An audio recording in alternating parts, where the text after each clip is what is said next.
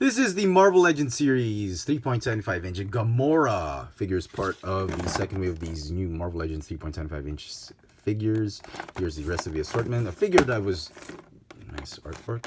A figure I was really looking forward to getting, apart from the Vision, was this figure, Gamora. And sorry, it did not come with a base, just obviously recycled.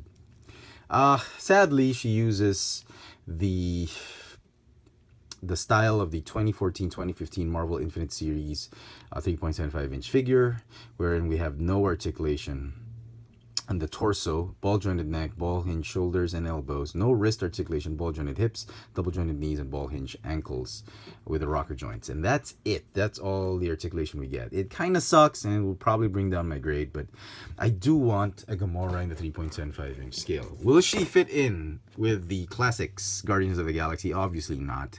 She wears a more modern, armored up the Gamora, this is the more modern armored up Gamora we see in the comic books. These were the old ones. Thanos Rising, pre-Thanos Rising. Oh no, pre-Thanos Initiative.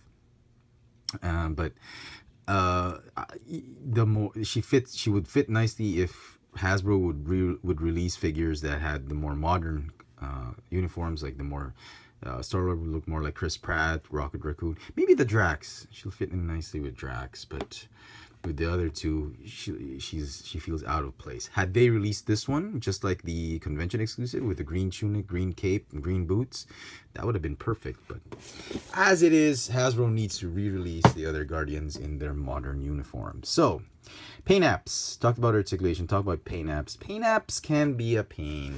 As you can see, the face is painted all the way through, even behind the hair.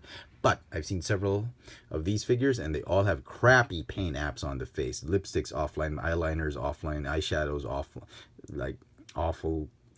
Eyes are either too starry-eyed, too wide-eyed, or too little pupils. There's just so many issues with the paint apps. But this one was the most perfect one I could find. Kind of reminds me of the Thundercats. But she does have this little bit of a beauty mark right there because of extra green paint. That sucks, but this was the best painted face I could find. For the body, lots of issues. We get tons of paint issues, obviously because there's white paint. White paint on the black will be smudging everywhere. So is the red paint. The red paint's not perfect. This was the most perfect I could find. As you can see, there's a lot of smudging here and there. Articulation sucks. Paint apps, not as satisfactory as I want it to be, but what can you do? If you need a Gamora figure, this is the one. This is as good as it gets. She comes with her trademark sword. Very soft PVC material. I think it's too small. I think it should be bigger, like an Ares sword, much like the one she wields in Contest of Champions, in the video game. She does have a gun. This is a Cable gun. I think this is Cable's gun, I think. You know, I would have preferred another sword than a gun for Gamora, but yeah.